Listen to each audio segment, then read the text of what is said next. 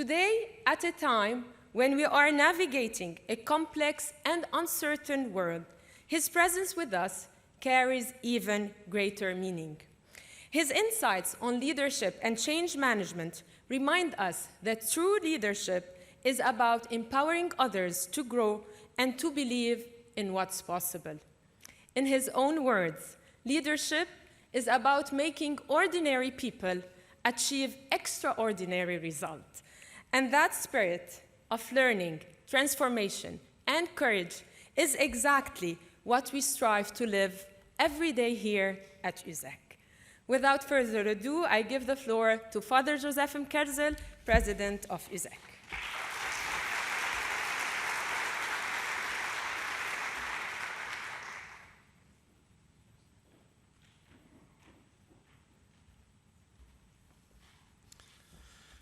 Hello, USEK community. We are all here to hear from Mr. Carlos Ghosn. At USEK, transformation isn't a slogan. It's a habit. It's how we teach, it's how we work together, and how we move from ideas to results. Change takes three things: courage, perspective, and trust. That's why today matters. Mr. Ghosn knows what it means to lead through complexity, to set bold targets, align people, and turn constraints into momentum. He's lived transformation on a global scale, and there is a lot we can learn from that mindset. As you listen, ask yourself, what bold goal will I set this semester? What old process will I change or redesign? Who will I invite to build with me? Dream big, start small, move fast, then keep going. Thank you to the moderators. A big and heartfelt thank you to Mr. Ghosn for being with us and sharing his experience. And let's all get inspired. Mr. Ghosn.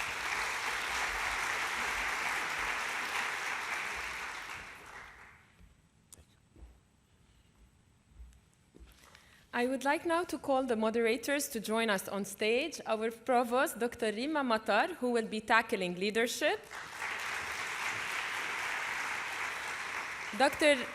Leia Yahshoushi, Chief of Staff to the President. She will tackle change management. And the director of our Career Center, Mr. Zuhair Sauma, who will tackle the future of work. Let's give a round of applause to Mr. Carlos Ghosn. Please join us on stage.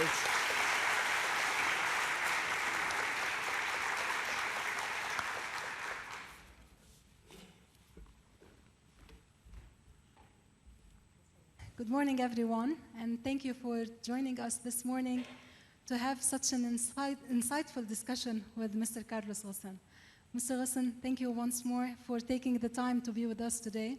I'm sure that your perspectives, your insights will inspire many of the audience attending today, this morning.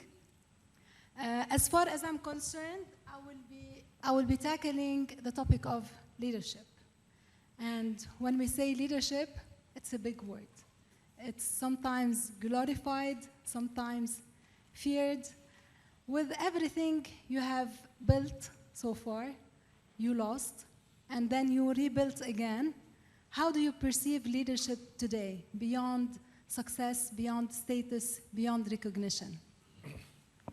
Okay, thank you. Look, you have two meanings for leadership. You have the formal meaning. The President of the Republic is considered the leader of the nation. It's formal. No matter what you think about him, he's a leader, de facto. He has taken a position of leadership. This is something formal, which doesn't mean anything about what you feel about the person, okay? So this is one thing. And then you say, this guy is a leader. It's a completely different thing. When you say somebody is a leader, now you are qualifying him. You're saying, I see in him something special. And again, my definition of leadership in this sense, the second sense, not the first one. First one is formal, you know, you're being elected, you become a leader, but it doesn't mean anything about what you're going to achieve. But the second meaning is very important. For me, the definition is a leader is somebody who can, as Madonna said it before, because I've said it many times in the different seminars, is somebody who make ordinary people doing things they don't like to do. Usually they don't like to do. When you have to restructure a company, people are not happy. When you have to take tough decisions, people don't want to take them. When you ask ordinary people to do things they don't like to do, doing them effectively and being proud of the results and being proud of what they've done. This is a leader. So you can be a leader, functional, without being a leader. Okay? Now you have so many mediocre leaders in the world. Okay? You have many names, you come to your mind and say, well, he's a leader, yeah, but frankly, he's not a leader, in my opinion. So, when we're talking about leadership, we have to be careful about the attribute of leadership, which is asking people and succeeding in making ordinary people do extraordinary things, difficult things that they don't want to do, and then achieving them and being proud of them. That's, for me, the meaning of leader. That's why leaders usually appear after a crisis. I don't think, you know, if you have somebody in your school, you're going to say he's smart, he speaks well, but leadership you don't know. It's if you see him or her overcoming a crisis in a way which is surprising, you say, wow, you know, he has shown leadership.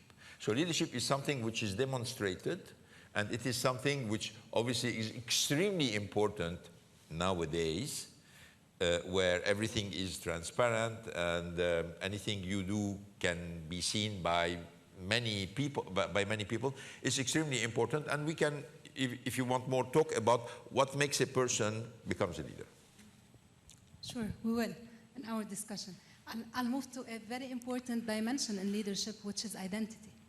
And we know that identity inspires leadership. And we know that you have a multicultural background. You were born in Brazil, raised in Lebanon, studied in France, and then ended up leading a Japanese company. How this multicultural approach or background affected or influenced your leadership style, and how did it shape the way you make decisions? Yeah, well, without any doubt, multicultural background, particularly in the world as it is today, is very helpful. And why it is helpful? Because obviously if you're born in one culture and you're born into one community and you remain in this community, you have paradigms, whether you want it or not. You don't even see them. They're kind of blind spots somewhere, but you have paradigms. When you have different cultures, the paradigms exist, but there are very few of them because every culture can contradict the other, you know? Now, it's interesting because if we take the country where I spent most of my life, which means obviously Brazil, Lebanon, the United States, France, and Japan, you have two countries with a lot of paradigms, which are Japan and France. Why? Very strong culture. Very strong culture. And even Japan is a very closed culture. So they are full of paradigms. Okay, I can tell you, I can give you some paradigms. Paradigms is seniority system, okay? Which is starting with the good thing. That means, oh, you need to respect older people. Yeah, but what you cannot do is you cannot transform this into segregation against young people, okay? So France has a lot of paradigms. Even though it's less than Japan, but now when you go into multicultural countries like Brazil, somehow like the United States, and Lebanon is a multicultural country. I mean, you have different communities, you have people coming, I mean, in Lebanon you have people coming from Syria and from Iraq and from Egypt and from and Jordan, for political reasons, for social reasons. We are a multicultural society. It's a mosaic of Yeah, cultures. we have a mosaic. So the power of multiculturality today is the fact that you are limiting the paradigms, and because you are limiting paradigms, you're going to explore more the different solutions in front of you. You're not going to be afraid about paradigms because you're not used to them, okay? And in a certain way, what's interesting is the multicultural people can be attractive for monocultural people. I can give you some examples. Yeah, please, we're curious to know. I'm going to give you an example. I'm going to give you an example. When I joined Renault, and I was in the executive committee of Renault, and then the alliance was being negotiated between the French and the Japanese, two very strong cultural countries, very strong cultural countries. And the Japanese said, okay, we're going to need management help, but we need management help with people that we want to select, which is normal. So they looked at all the executive committee and they picked me. And I said, well, okay, but they didn't know me. Okay, why did they pick me? They picked me because I was not the typical French guy. They were afraid of the typical French guy who would come with French habit, French strategy, French, etc. They were afraid of it. They said, well, this guy is born in Brazil, educated in Lebanon, he lived in the United States, so probably he's going to be much more open to accept some of the constraints. Okay? So it's interesting that a Japanese guy who is absolutely monocultural, I mean, in Japan you cannot be binational. They don't understand what is binational. Because you can have only one citizenship, but it is a Japanese citizenship. There is no Japanese, very, very few who have two citizenship. So for them, somebody who has 2 or 3 citizenship is a Martian, is somebody coming from, they don't understand. But they prefer him to another person, monocultural, different from Japan. He's much more a threat to them. Okay? So that's why I'm saying, no matter how things are going today, where we see the resurgence of nationalism, the resurgence of protectionism, etc., this is not going to last. This is a pendulum. It goes one way, then the other with the extreme. Because the trend of humanity is openness, exchange, no border, even though identity is still strong. So it's this marriage between identity and open space, which is the future. Yeah, this is an example of how your multicultural background impacted positively your leadership style, or maybe it enabled you to solve some leadership dilemmas. But can you recall a moment where, as an outsider, it had, like, it made things worse, for instance? Well, yeah, but obviously there is a, I mean, as an outsider and a multicultural person, you have also handicaps. Well, the first handicap when you arrive in Japan, you're not part of Japanese society, is the language. True. You know, in management, in leadership, in everything, communication is essential. The fact that you're speaking your mind in a very precise way, you don't speak too much, you don't speak, but you speak enough, and you make it very clear about what you want. This is extremely important. Well, if you don't speak the language, you know, you have to communicate through a translator all the time. It's very tough. It makes it very tough. So this is a handicap for somebody who is not part of the society. The fact that you don't understand instinctively how people are going to react is also a handicap, because you need always to analyze, scrutinize, and understand how people react, because it's not part of your culture. So these are handicaps. Now, the advantage from the other side is you don't have established opinion. You're an open person. You know, you know, I remember when I started to dismantle some of the tradition in Japan that were considered as very sacred, I was not suspected of doing them because I was short-sighted or I was referring to a model I had in mind. I was doing them only for the sake of Nissan.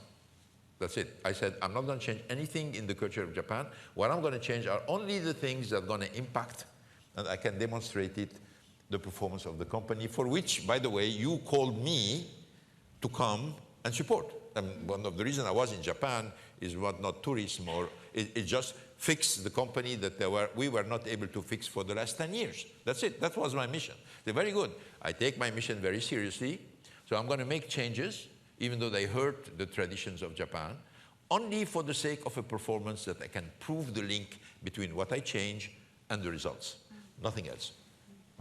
Now, within the same line, you ended up later on leading 3 companies, Nissan, Renault, and Mitsubishi, which constituted an extraordinary structure. But the same structure raised some concerns or some questions, not concerns, questions about balance and oversight.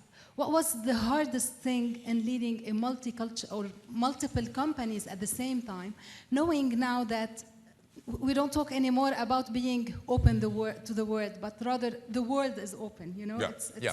Well, 2 things I want to mention on this. First, a lot of people say, well, how come that you ended up managing 3 companies? Okay?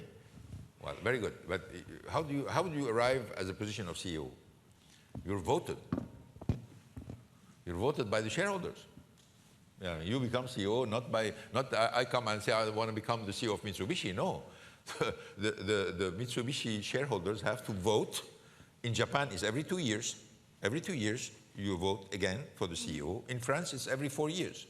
So when people tell me, how come you become a CEO of 3 companies? Well, because the shareholders wanted me to become the CEO of 3 companies because each one of them knew that I was managing the other 2 companies. Okay, that's number 1. So how do you come to this kind of conclusion? Out of need, out of necessity, out of results. If people think that bringing Mr. X at the head of the company will make your company better, I'm going to vote for him. I don't care, because shareholder doesn't have feelings. They just want the company to grow, their dividend to grow, and that's all they care about. And that you are, protecting the brand. So that's why you come to 3 companies, because the facts and the environment was such that the shareholders have interest into having the same person managing Renault, Nissan, and Mitsubishi. That's number 1. Now, the difficulty of the task is, first, organizationally, it's a nightmare, but it happens. But how you maintain a balance because you have to make tough decisions, and from time to time, your decision can be challenged by, you're French, that's why you are deciding for Renault. You're coming from Renault, that's why you're not giving importance to Nissan or to Mitsubishi. This is an extremely delicate task where you need to appear at the top as somebody who is absolutely, in a certain way, agnostic to the brands and to the company, and making decisions which are rational, that you can explain, and that can, in a certain way, translate into results that people can measure. That's the task. Now we're talking about external balance. If we shift a little bit to internal balance, we believe that leadership begins with inner balance, with inner leadership. Now, when your personal and your professional life were under intense pressure, how did you manage to maintain your inner leadership and your sense of purpose, your moral compass, your inner balance in a way or another? Yeah. Well, first, you should start to know that life is difficult. Okay? So, because if people start to think life is an easy and pleasurable, etc., don't go for leadership. Okay? So just don't waste your time. Okay? If you start by thinking life is difficult, crises are going to happen. So the time where there is no crisis is a blessed time, which is unique, but it's not the normal. Then you're already ready to face whatever is going to come. You know, I cannot tell you how many crises I faced, and I'm not talking about internal crises that people are not aware. But we had the financial crisis in 2008 where the banks stopped lending. We had the tsunami that hit Japan in 2011 where all the plants in Japan were stopped. I had a problem of suicide cases into the techno center of Renault that people tried to use against my management, etc. We had the spy story, an absolutely ridiculous story, but it was a spy story in France. I had the Euro crisis, if you don't remember, that happened in 2014. And I can tell you all the crises, but if I was, oh my God, this is another crisis, I cannot take anymore. No, it's a crisis, fine, it's part of the normal life. We're going to have just in a very cold manner, analyze it and see how we're going to get out of it. So that's number one. It's extremely important that you start by knowing life is difficult. Crisis is normal. You cannot take a leadership position thinking, oh my God, it's going to be a very peaceful, and no, you're here to solve the crisis. If you are in a leadership position, you know, it's to solve the crisis. Okay? When I take the example of when you go in an airplane, you don't care about the captain of the plane. You don't care. You don't know who it is, it's a man, a woman, you don't care. If there is anything wrong in the plane, you're going to have to pay attention to the captain and what he's saying. Okay? So crisis, problem, fear create leadership. And the person who is in a position of leadership need to embed this in him. That's number one. Number two, I don't think you can overcome crisis without having personal beliefs. Okay? You have to have a internal compass. If you don't have an internal compass, you're going to be lost. If you want to do the en même temps and arrange everybody, etc., you're lost. At the end of the day, not only you're lost yourself, but even people lose the respect for you. Because they prefer you to have a conviction, even though they don't share it, than to have no conviction at all. Okay? So number two, you have to cultivate your internal compass. And you cultivate it through your own experience, through your readings, through your beliefs. And this is extremely important. You know, in the history of Christianity, okay? The Christians who were thrown in the circus to be eaten by the lions, okay? This is a crisis, okay? I have a lion coming to me, I'm in the circus, okay. So if you don't have a belief, faith, internal compass, you're not going to face the situation by saying, I assume it, I take it. Okay? So I would say, number one, life is difficult. Number two, take the time to develop your internal compass. Just make sure you have strong beliefs and strong references, so when a crisis comes, you're not lost. At the end of the day, you cannot solve it rationally. You're going to go back to your internal compass and find the references. I guess these are the strongest aspects we have here at USEK. We know, we all admit that life is difficult, and we try to maintain our internal compass. Now, this brings me to my final question, Mr. Ghosn. If there's one lesson you'd like the fresh minds or young leaders to take with them out of your journey, what would that lesson be?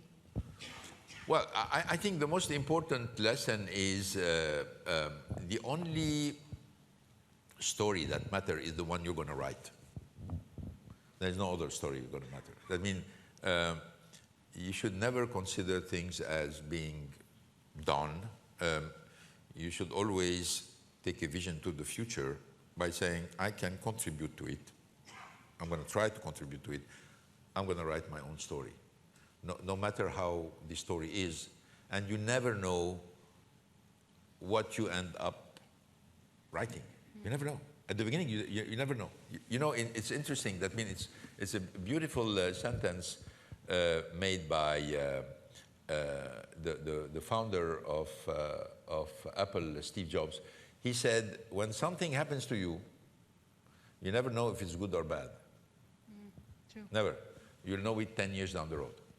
If something bad happens to you today, you feel it's bad, I don't like it. But 10 years down the road, you're going to say it was a blessing. Look, the guy was fired from Apple. He was completely demotivated. He was fired, okay? He went and he created Pixar and done a lot of other things. And then he came back to Apple. He was called back to Apple. But the fact that he was fired and went to another company and was involved in design and was involved in music and was involved in movies, make him create a new Apple, which obviously became the behemoth that we know today. So at the beginning, when he was fired, he said it's bad news. But 10 years down the road, he said, this is the best thing that happened to me. Okay? From time to time, you have other things. You have good news coming to you. And then you discover 10 years down the road, this is the worst thing that could have happened to you. So you should never take what you're facing as good or bad. You don't know. You know it 10 years down the road. But as long as you want to write your story, you want to bring your contribution, you're in good shape. Yeah, in other words, it's trusting in what is meant to happen, as simple as that. Well, it's not trusting, it's acting. Okay. You know, it's not a passive attitude. It's not a passive attitude, it's just acting. It's not being paralyzed by the bad things or the bad environment or the bad society or the bad economic situation. Don't be paralyzed by it, okay? It's going to be paralyzed a lot of people. So you have an advantage to the people who are going to act within their limits, always on it. Yeah, I guess this would make the whole difference. Okay, thank you very much. Now we will move to another dimension of our talk. Thank you. Good morning, everyone. Mr. Ghosn, good morning. Those who have spoken before me have welcomed you warmly, but I still have to say that it's such a pleasure, honor, and privilege to have you here with us and to try to understand all this experience you have from a perspective of the university, to adapt it to the context of our university, where people, mission, and impact move all together. So we're all eager to draw lessons from that and to learn from you. Thank you. First question, when Nissan was losing billions of dollars in the late 90s, you faced challenges and maybe opposition from various directions. Yet you opted for what you just mentioned now as being your conviction management-based approach. And this led to the recovery of Nissans in a record time.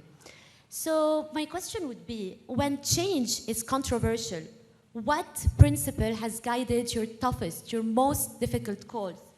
And could you share a moment when sticking to that principle caused maybe short-term pain, but eventually paid off later?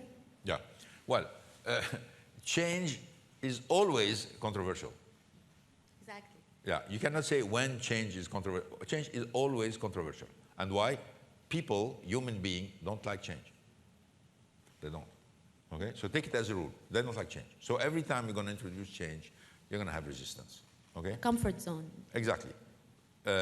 Resistance. So the only way to overcome change is to show the carrot. Okay? If I'm making a change, it's because I want to achieve a particular result.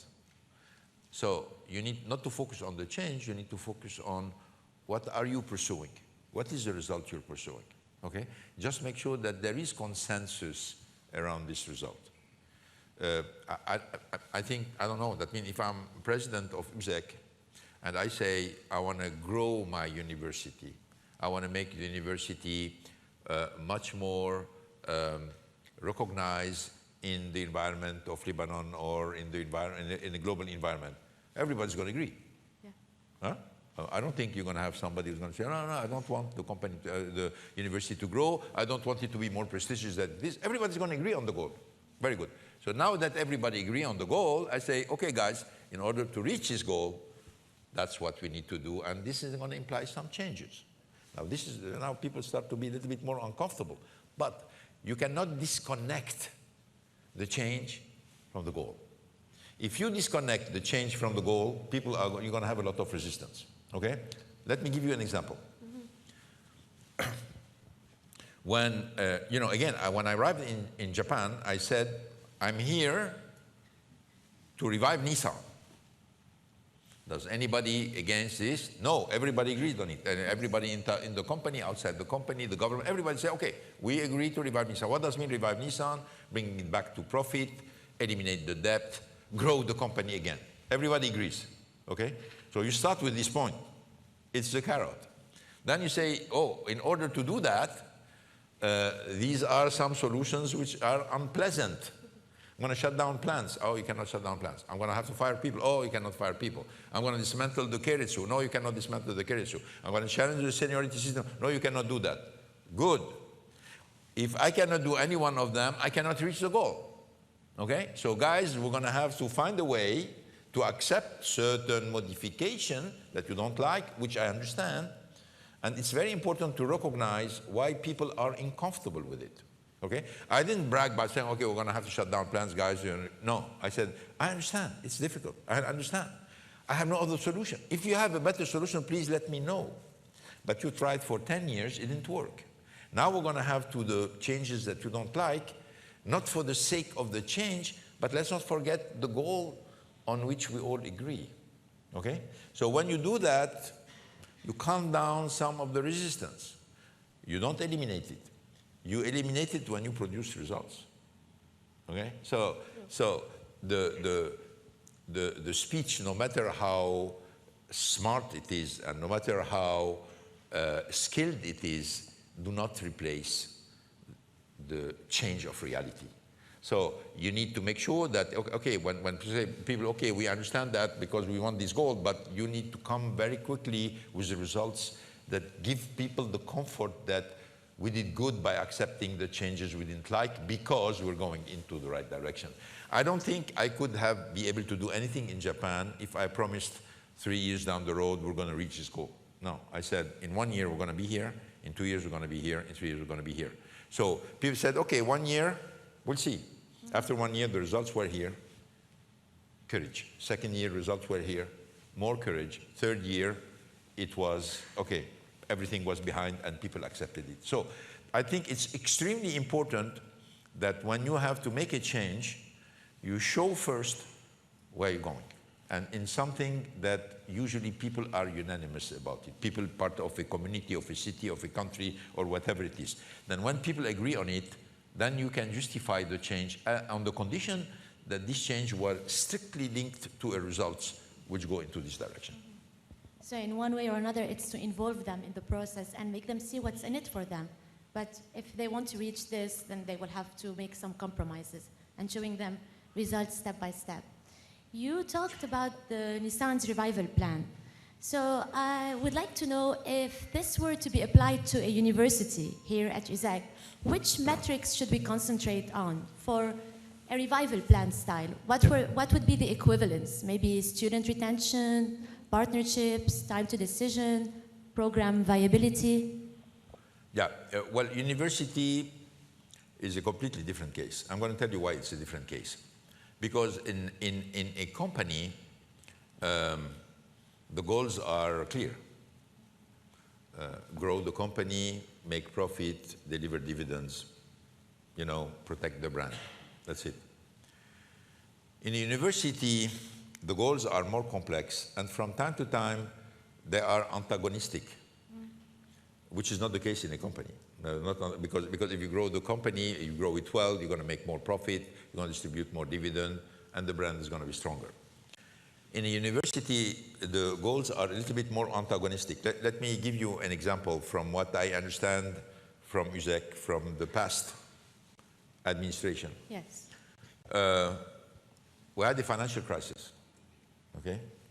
So the perennity of the university implicates that you increase the fees Tuition fees. for students to pay the teachers and to protect the university.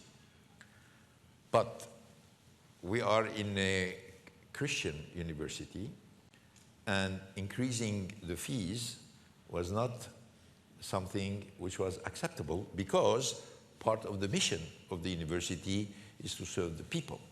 True. Okay? So this is a little bit more complicated because now you have two goals which are in total contradiction. Okay? If I increase the fees and I balance, etc., well, I'm going to hurt the people that I want to serve. But if I want to serve and my university collapse, I have a problem because I'm not going to be able to serve them anymore.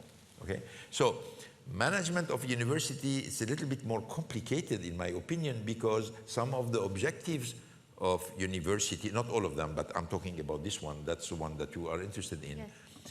are in contradiction one with the other. And finding the fine line between these contradictory objectives requires a lot of thoughts, consensus, because you have also to make sure that the Maronite orders agree on it, that etc.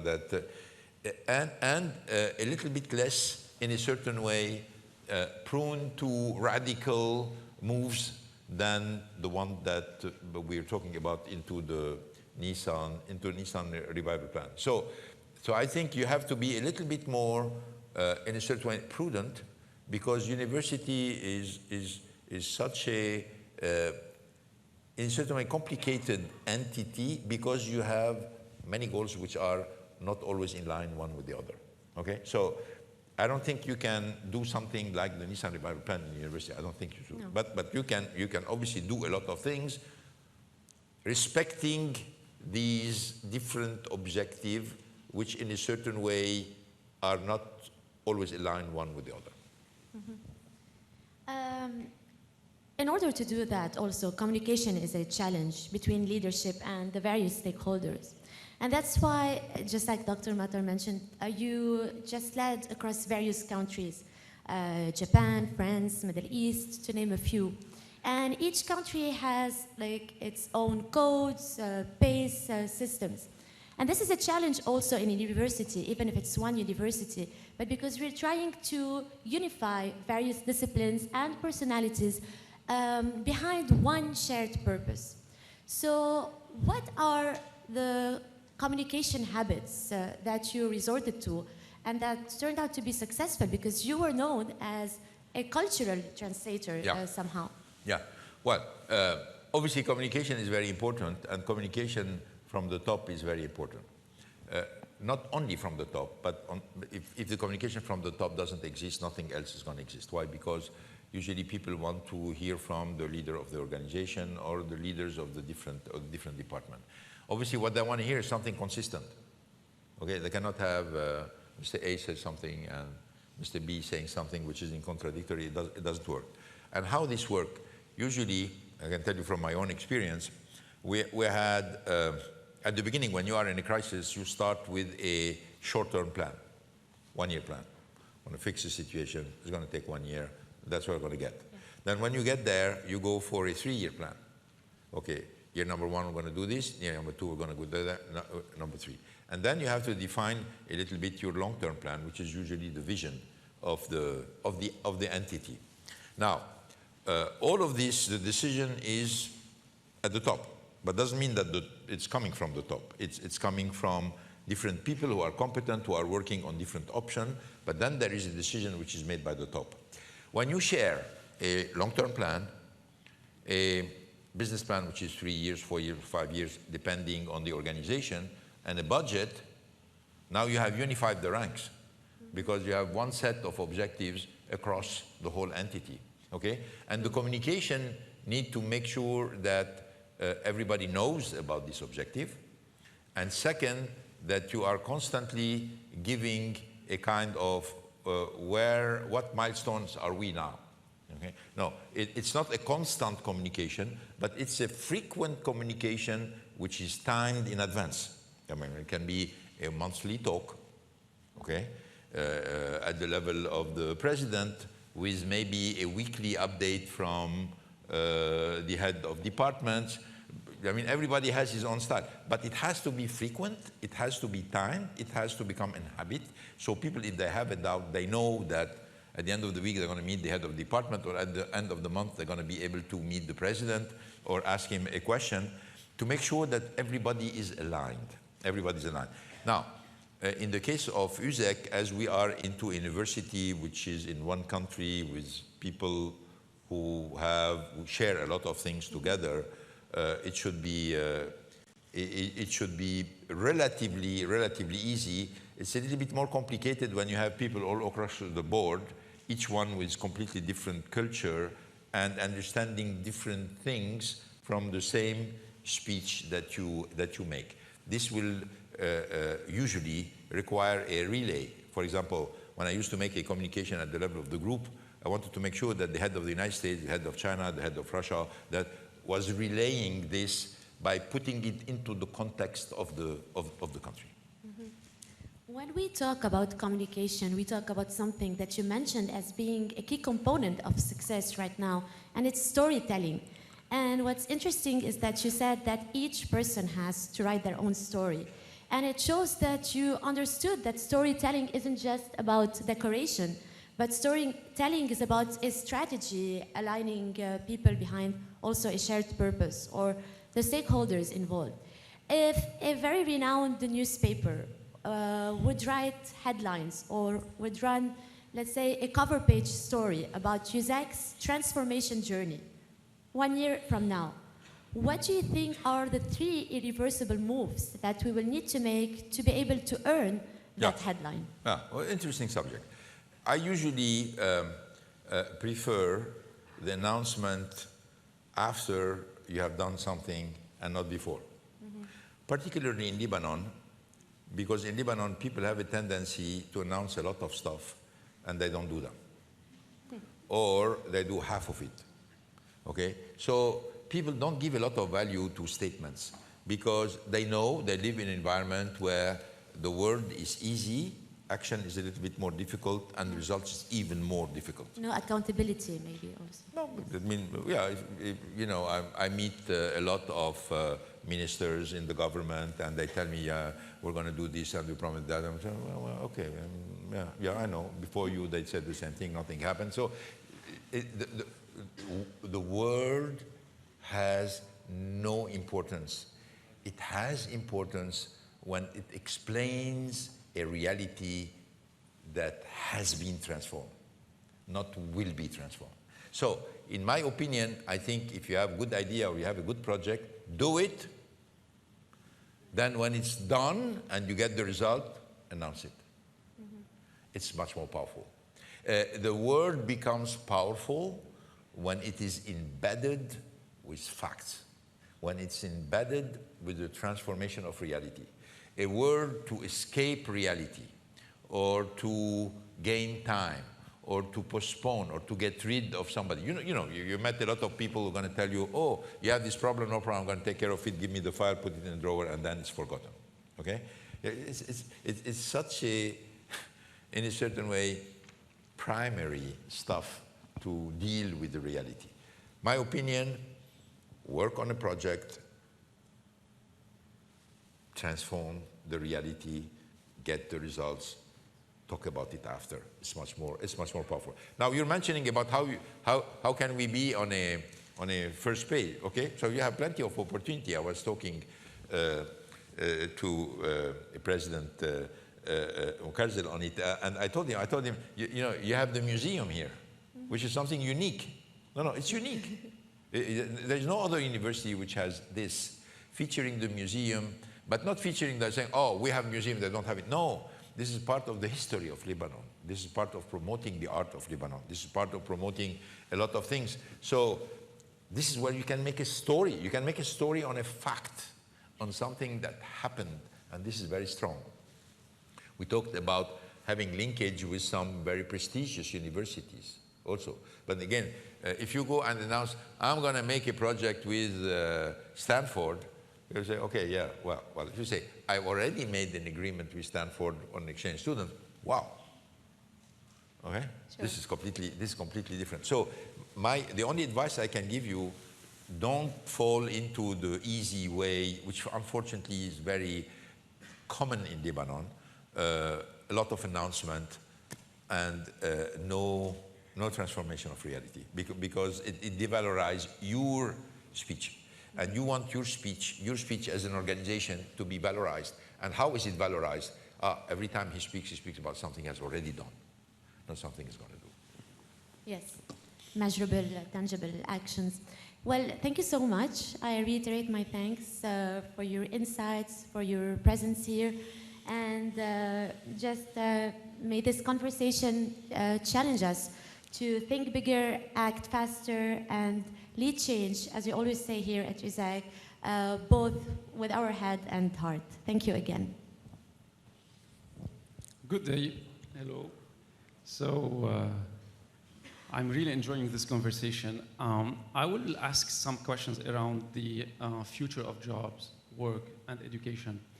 My first question came from, or while reading a nice book called Ne faites plus d'études.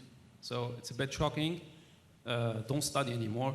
I know some folks here in the room will be happy with this, but so the book explains how education as we know today is counterproductive first, and second, it shows how fresh grads cost much more to companies than AI services. Why? Because they need training, mentoring, they make mistakes, and they are available just like 40 hours a week.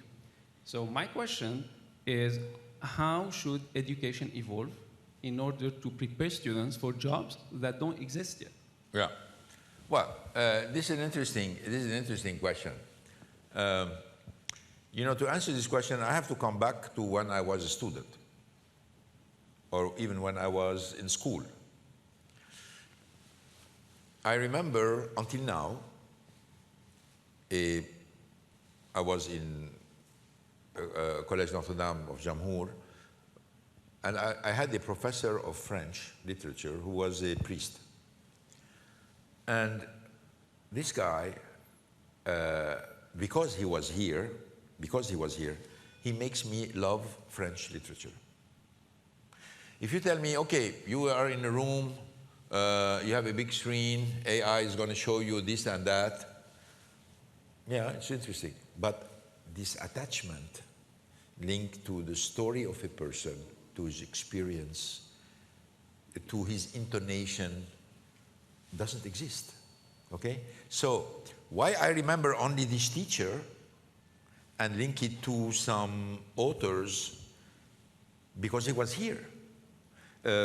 So frankly, when people tell me, yeah, you know what, you don't need the professor because everything is going to be on AI, etc., I don't think so. I don't buy it.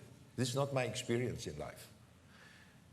You need human contact to learn, okay? So I'm not saying that some tasks can be replaced by AI. I'm not saying that you know, they're going to be enriched by eliminating some of the tedious, yes.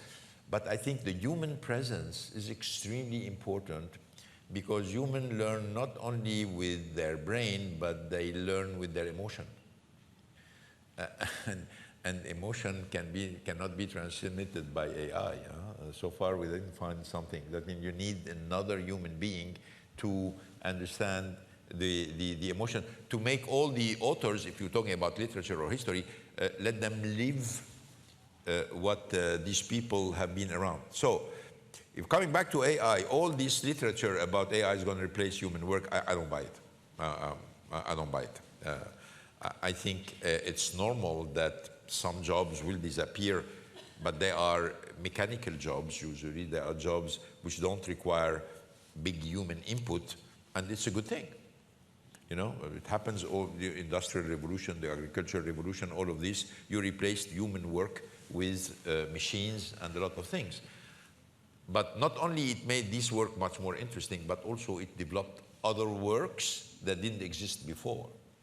So I'm personally convinced that with the development of AI, you're going to have a lot of new jobs created, and even the existing jobs are become more interesting, because you're going to clean a lot of the tasks that can be easily, in a certain way, mechanized or you know, made automatic. That's what I think. Let's see.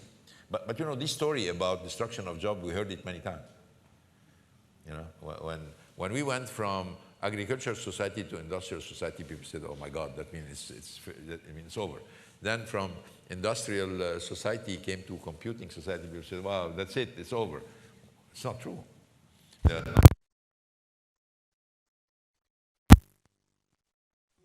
Industries took place, and what was left, the old industry, became easier and more interesting.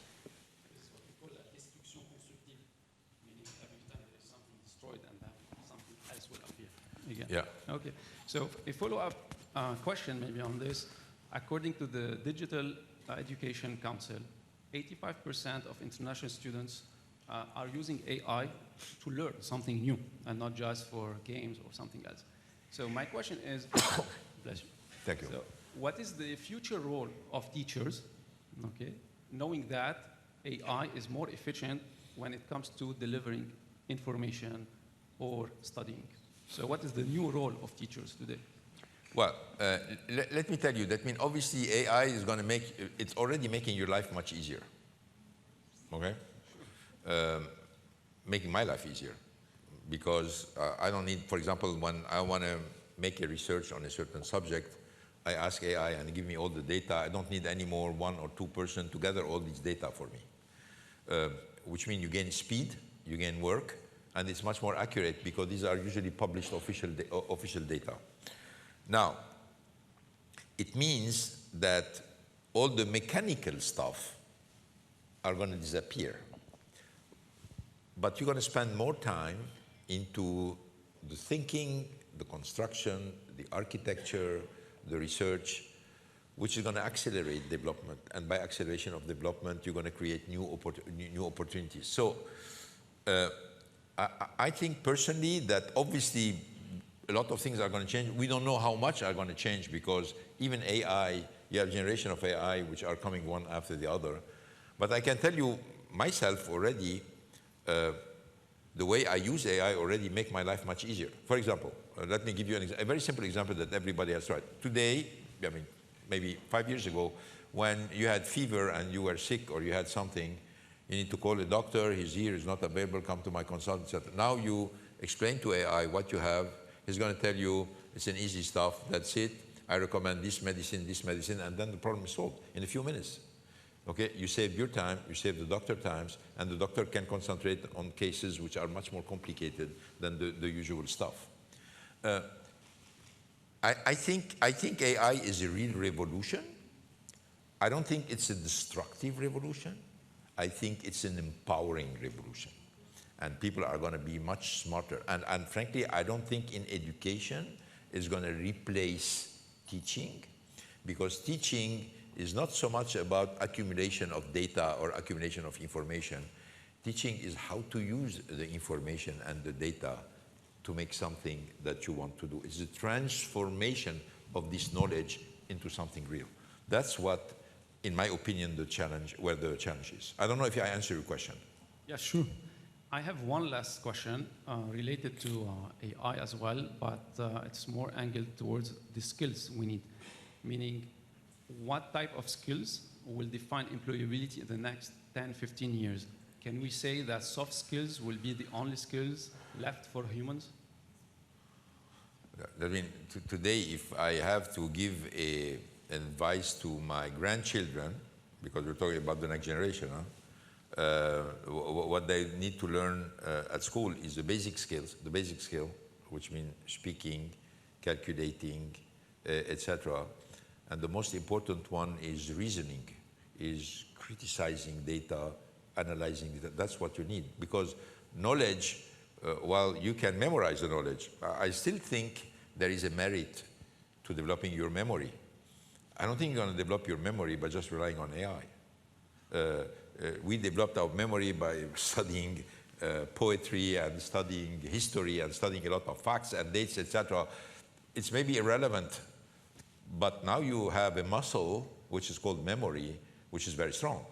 If you don't memorize anything, you say, okay, I'm going to rely on this, on that, your memory is going to become a little bit weaker. It's like a muscle.